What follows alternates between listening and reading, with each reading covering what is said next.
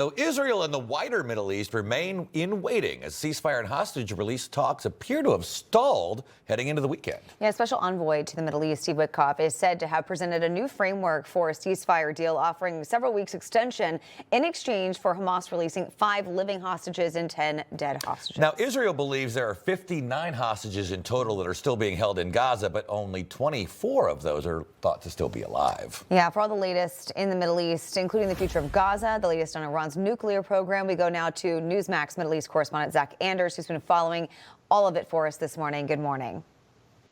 Good morning to you. We have breaking news within the last 30 minutes. Hamas has stated on their official channels that they're willing to release American-Israeli hostage Edan Alexander. He's believed to be the last living American national that's being held hostage. And we are hearing from Hamas that they have responded positively to the outline and the framework presented by Steve Witkoff on Thursday. So it appears there may have been some breakthrough. We don't have any timeline for when that next hostage release could take shape. Now, as well as Edan Alexander being released, again, this is just what Hamas is saying they're willing to do. They also say they're willing to release the bodies of 4 dead hostages, also the American-Israeli nationals. Now, there was quite a bit of pressure from the Trump administration earlier in the week to Hamas issuing those ultimatums to release the Americans. A lot of pressure there. It seems that maybe we have a breakthrough. We'll watch through the weekend. Potentially, we could see hostage releases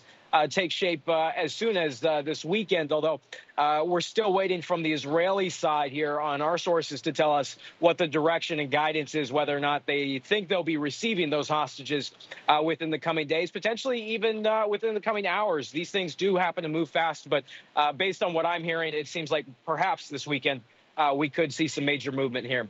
We also following major developments in Beijing today as Russia and China sat down with Iran for nuclear program talks, with Tehran continuing to insist their nuclear development is for peaceful purposes and not to build the bomb. Now, these talks come in the same week as the International Atomic Energy Agency claiming that Iran has dramatically increased their enrichment capacity for weapons-grade uranium.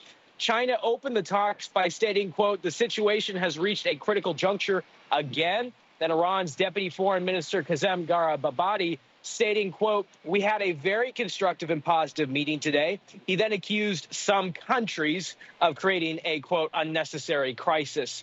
The meeting concluded with all parties calling for sanctions to be lifted on Iran, with China's foreign minister calling the previous sanctions enacted primarily by the United States as, quote, unlawful, unilateral sanctions. And as we're following some of these reports breaking in Israel this morning, of course, that news of Edan Alexander, the American-Israeli hostage being released, that has dominated the headlines. But just an hour ago, an IDF report captured a lot of attention here in Israel that they're lowering the medical requirements for IDF service. They're attempting to bring in 12,000 additional soldiers for their current and future war planning. They also say they're attempting to bring in more of the ultra-Orthodox religious men into service and moving more women into combat roles, a sign that right now the IDF is strained with their personnel and their resources, something that has been a recurring theme throughout the entire war. But lowering these medical requirements is certainly a major move in the IDF's entire history here to be able to bring in additional soldiers, guys. Information. Truth is freedom. Is Newsmax. It's real news for real people.